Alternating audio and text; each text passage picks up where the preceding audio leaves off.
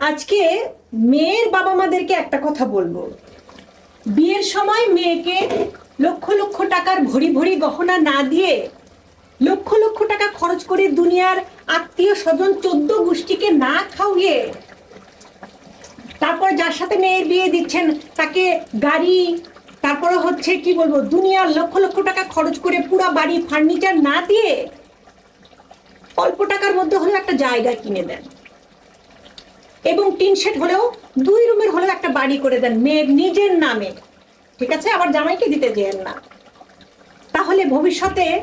ভালো ছেলে দেখেই তো আমরা মেয়েদেরকে বিয়ে দিই, কিন্তু ভবিষ্যতে সেই ভালো ছেলের মধ্যে যদি পশু বসবাস করে, নরপিশাচ বের হয়, মেয়েকে যদি বলে যে তুই আমার বাড়ি থেকে বের হয়ে যা, তাহলে যেন মেয়ের একটা যাওয়ার জায়গা থাকে, নিজের মাথা গোজার যেন একটা ঠাঁই থাকে। সাধারণত দেখা যায় আমাদের মেয়েদের নিজেদের কোনো বাড়ি থাকে না, নিজেদের